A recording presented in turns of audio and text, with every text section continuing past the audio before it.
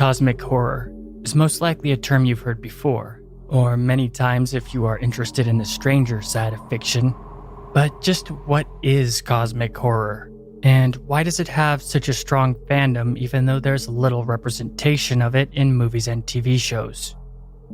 Well, interestingly enough, it's not the easiest genre to describe, or film for that matter, and the cerebral nature of cosmic horror content isn't the most accessible for an average everyday person. However, a quote from H.P. Lovecraft sums it up nicely.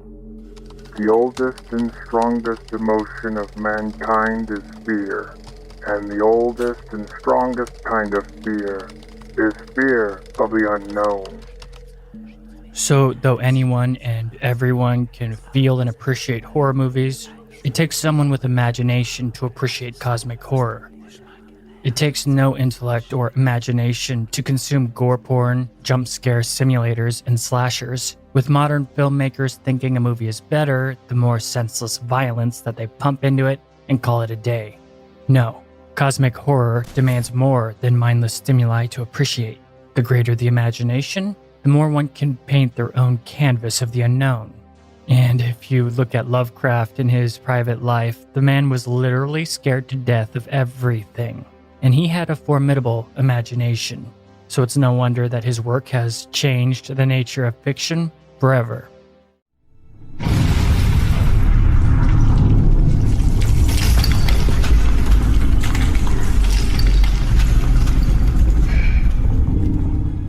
Giant evil gods.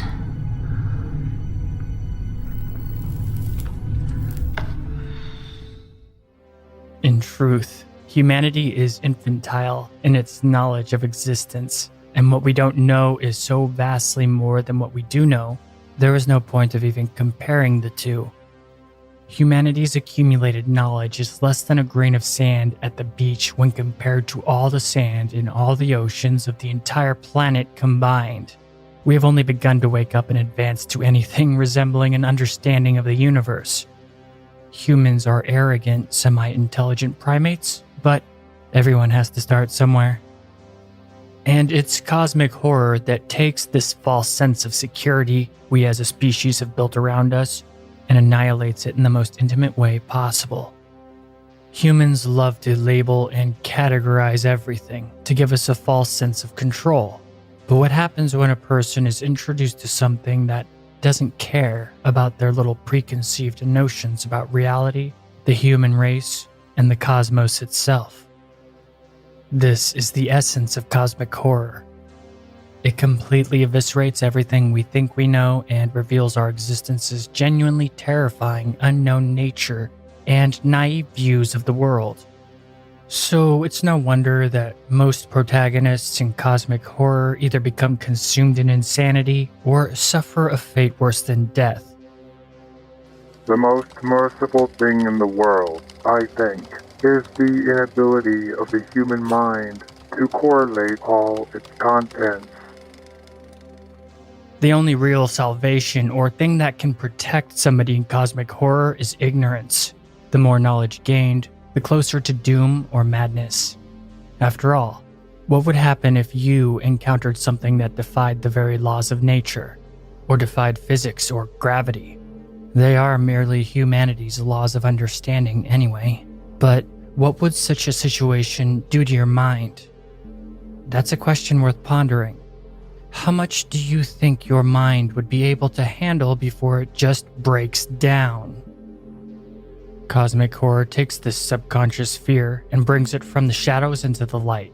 For what is more frightening than existential dread and all the doubts humanity collectively suppresses into the unconscious?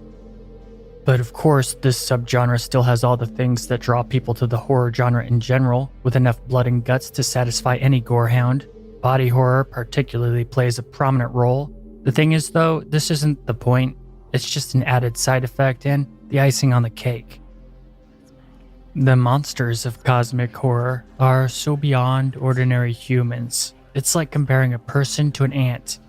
At its heart, the message is that humans are just playthings in a cosmos of uncaring, unknowable forces at play older than Earth itself.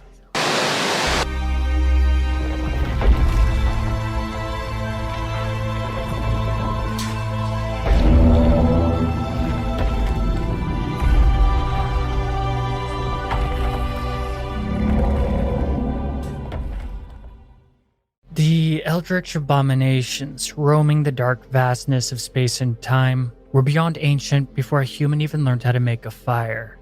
Many of the eldritch horrors can't be beaten or stopped, but at best, survived. For example, the amazing book House of Leaves. How can you defeat a mathematically larger house on the inside than the outside when it's being measured, and the house randomly generating a never-ending abyss in your closet? It's these types of madness-inducing anomalies cosmic horror protagonists must confront. And the ways that they have to confront these obstacles are rarely bad guy versus good guy, summed up easily as black and white type of stuff, but far more complex.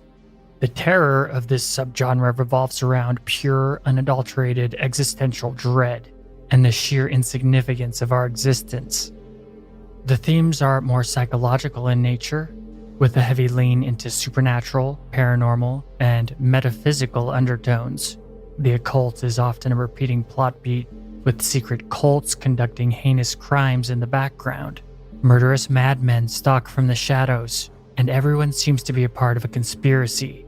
Secret societies, cultists, and corrupt elite are common themes, with these clandestine factions vying for secret knowledge or seeking hidden power from unseen eldritch entities.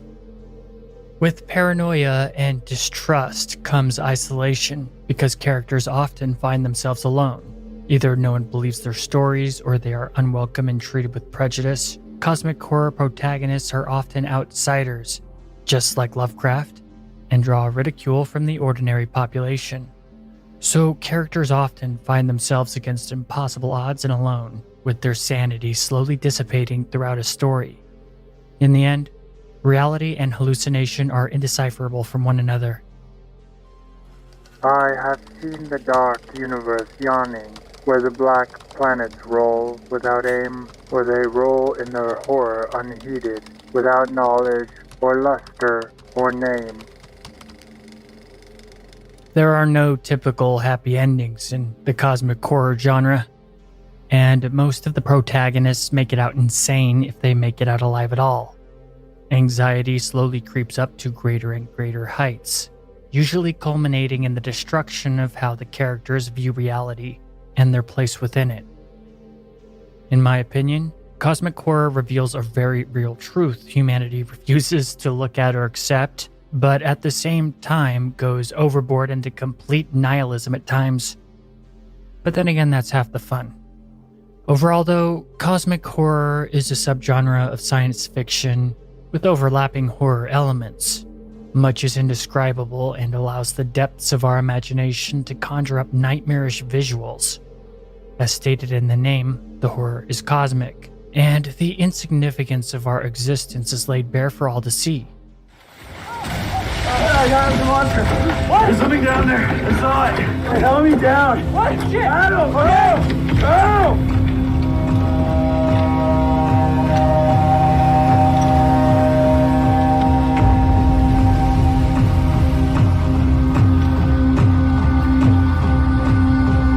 It does fit like a glove into a subgenre of horror, but one could easily associate it with a plethora of subgenres. The dynamic nature of cosmic horror is one of the attributes that makes it so unique, and it leaves the doors wide open for writers to go wild with little in the way of how they see fit to tell the story. Even Lovecraft openly allowed other writers to write stories in his fictional universe freely. However, though Lovecraft is the most renowned cosmic horror writer, he's actually not the one who created the genre. Algernon Blackwood wrote similar strange tales, among many others, but at the same time, the genre hadn't even really been established yet. So the early days of cosmic horror are murky, but there were more writers of it than just Lovecraft. And cosmic horror has since taken roots and grown into a sprawling myriad of content that's only ever increasing in popularity.